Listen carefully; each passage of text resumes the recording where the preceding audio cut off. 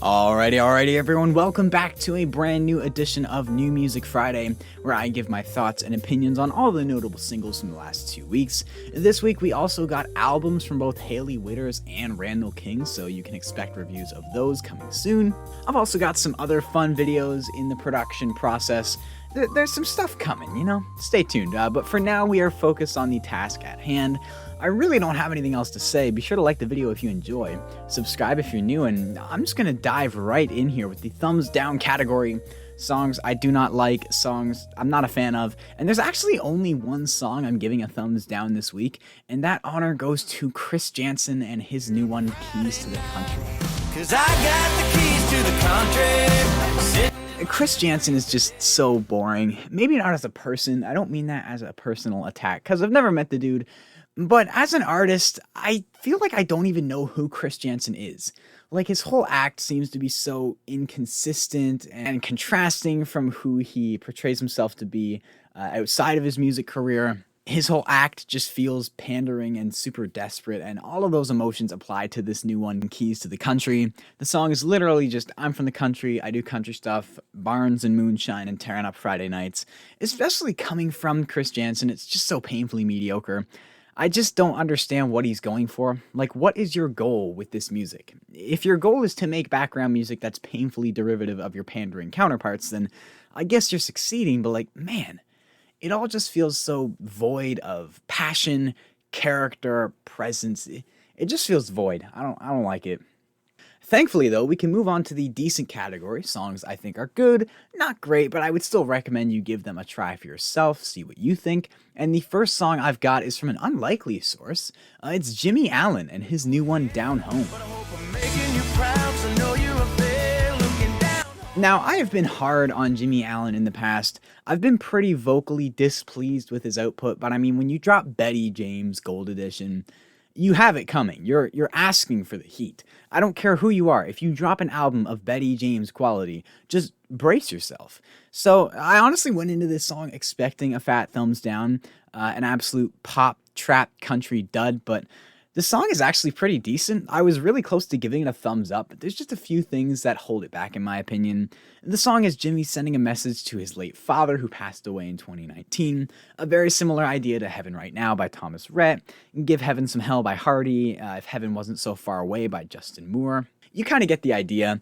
I love the simple imagery of what home life looks like to Jimmie, loving how he uses the phrase down home in a lot of different contexts. It just helps the songwriting feel a lot more thought through.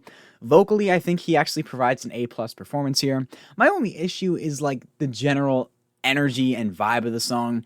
The percussion is still a little much for me, and the little trappy pop breakdown in the bridge I think spoils the mood quite a bit. I think this song really would have flourished if it was, more acoustic. I think it would emphasize the intimacy and meaning of the song that is clearly there. The emotions are there, I just think the production suffocates it at times. But regardless, I think this is a big improvement for Jimmie, and I hope he can continue down a successful path. Next up is Carrie Underwood's new single, Ghost Story.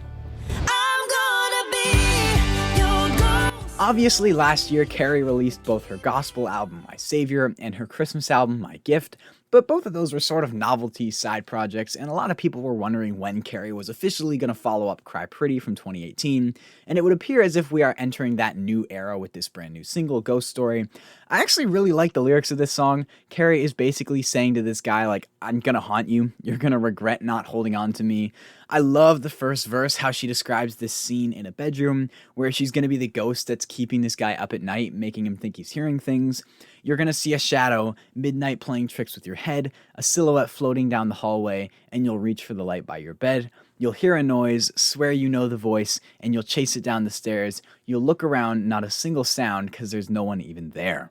All of that is great. I actually really appreciate what it's going for lyrically, but where the song falters for me is the sound. It's this glistening pop instrumental with some swimming pianos, low pads, and synthetic percussion, which granted, in and of itself, isn't bad. It's nothing new to Carrie, given she's been trending towards a more pop-oriented sound for years now.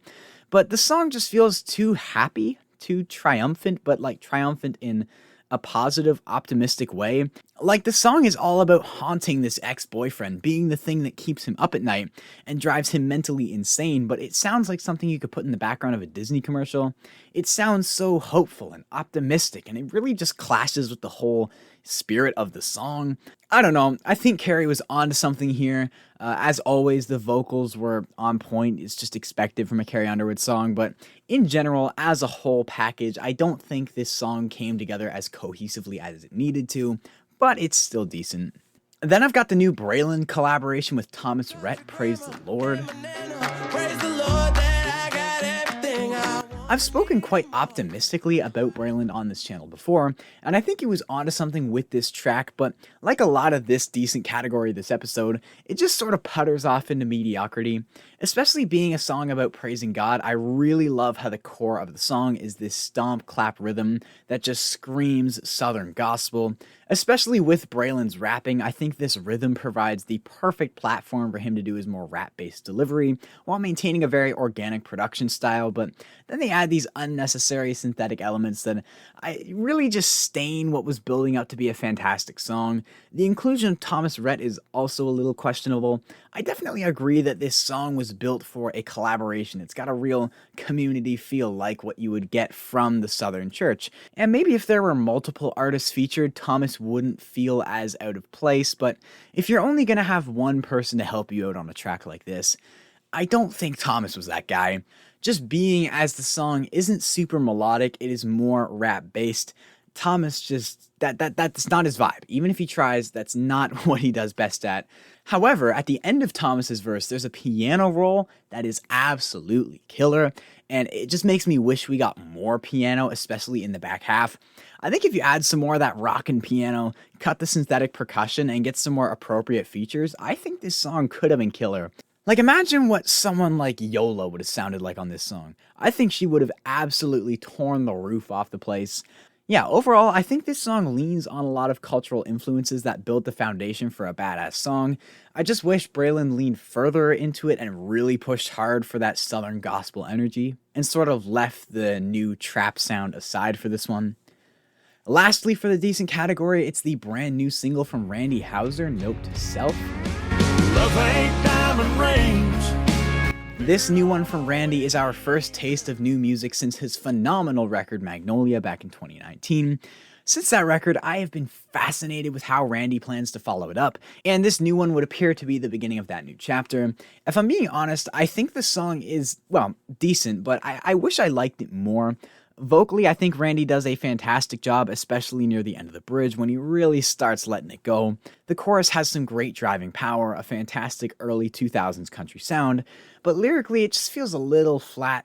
I get what he's going for with this being a note to himself, but I find it pretty vague. It doesn't tell much of a story or show a lot of development throughout the song. It's just another checklist song of like, do this, do this, do this, etc., etc., etc., and I don't know, I'm rooting for Randy. Like I said, I wish I liked it more. The production is killer. The songwriting just feels a little numb to me. And with that, we can transition into the thumbs up category, my favorite songs from these last 2 weeks, songs I would strongly encourage you to check out if you haven't already. And kicking off the thumbs up category is one of the more anticipated releases of these last few weeks. It is Sold Out by Hardy. I was really looking forward to this track after the teaser he put on Instagram. I made a whole video about why I think this is a wise but also cool career move from Hardy that could have a big payoff, but it took me a little bit to warm up to this song. Upon first listen, I was like, okay, that's a lot. I don't know if I like it. But after giving it a few listens, allowing the dust to settle, I've been able to relocate what I love about this song so much, and that is just the reckless, outlaw, don't care, F you energy. The only major changes to the song compared to the Instagram version he posted a few weeks ago is there's a little more screaming, and in the pre-chorus there's these quick moving acoustics that I'm still not sold on, no pun intended. It was the part of the song that really made me squint, like, I don't know how I feel about that compared to the more stripped back, measured approach on the original cut. But after giving it a chance, it has grown on me, but I still prefer the original pre-chorus. Still loving the melodies though when they're present, loving the energy and attitude Hardy brings on the track. Overall, I think it's a solid change of pace, and I'm interested to see where Hardy takes this, even if the screaming is not necessarily for me. Like, I respect what he's doing, and from an objective standpoint, I can appreciate it, but it's not necessarily my thing. Next up is the latest pre-release from the freshly announced upcoming Miranda Lambert album, this one titled Strange. Coyotes on my left hand, wolves on my... In case you didn't hear, just a few days ago, Miranda Lambert announced her brand new album Palomino will be out everywhere on April 29th. I cannot freaking wait for that record, and she announced the album alongside this new pre-release Strange. Strange is just Miranda looking around, seeing how the world has changed over time, and not being confused, but more just looking around and saying, what has the world come to? But not in a way of deflating pessimism. Rather, this song is much more observational and accepting, saying how culture has shifted slowly and now urban feels like suburban, country don't twang, people searching for fame wherever they can find it. There's also a funny little line about inflation that would make Pierre Poliev proud. Also, speaking of money, not necessarily inflation, but this just got me thinking. Bro, what is gas? Like, I know it's on the forefront of everyone's mind, but like, this is getting out of hand. My poor little decade-old Mazda 3, Pablito, the people's champ, cost $75 to fill up.